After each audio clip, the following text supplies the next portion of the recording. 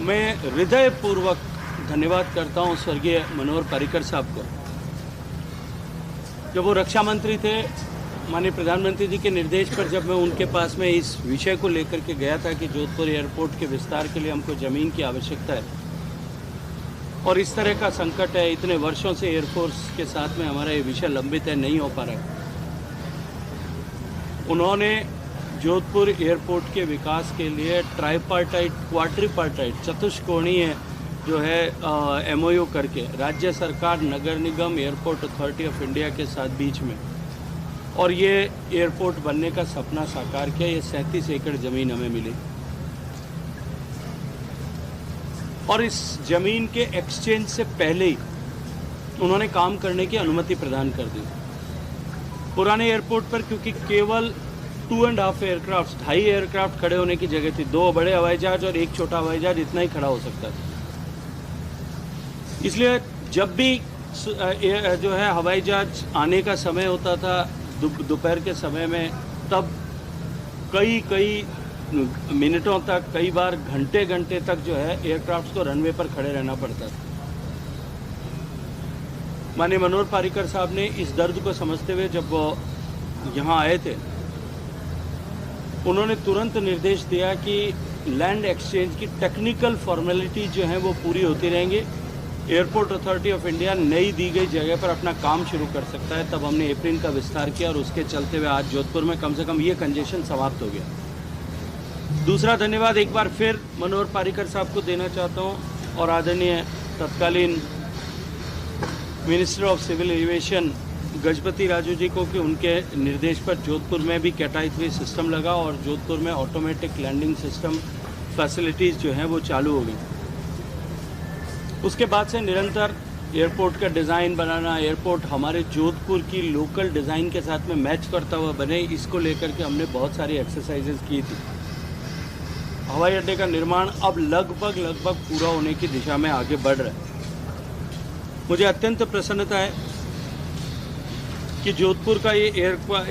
हवाई अड्डा, जिसकी लगभग लागत 480 करोड़ रुपए होगी, इसका ये जो पहले फेज़ का निर्माण हो रहा है, इसके साथ साथ में हमने इसमें मल्टी लेवल पार्किंग जो अभी नॉर्थ इंडिया में केवल मुंबई और दिल्ली 2 ही जगह पर है, उसके बाद में तीसरी मल्टी लेवल पार्किंग की जो है एनविसाज किया है। लेकिन अभी पहले चरण में भी जोधपुर के इस पैसेंजर टर्मिनल पर जो अभी मात्र 200 पैसेंजर के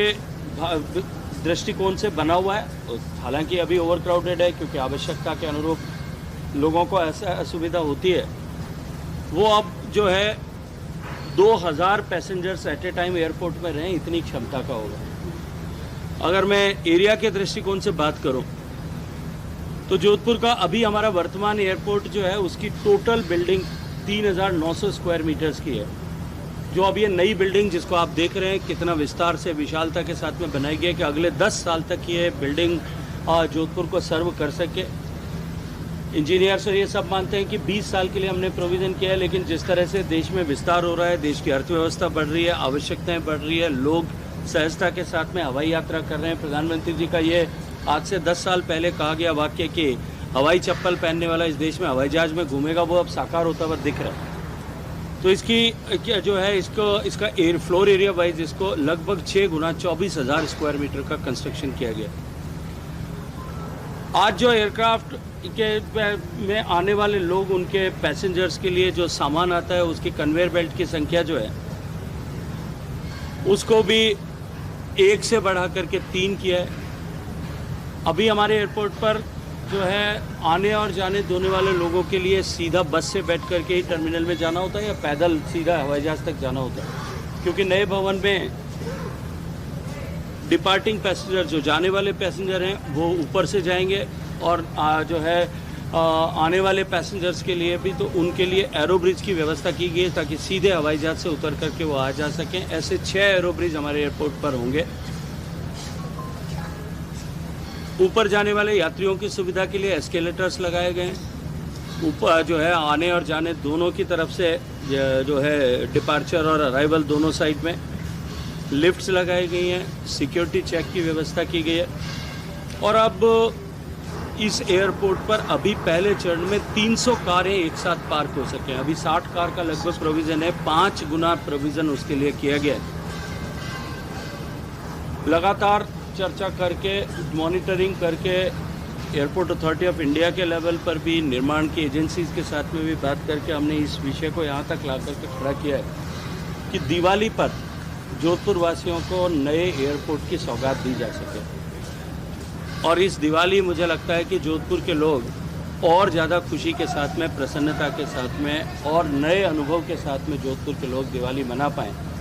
इस लक्ष्य के साथ में हम सब लोग काम कर रहे हैं। माननीय समिति के भी सभी सदस्यों का धन्यवाद करता हूँ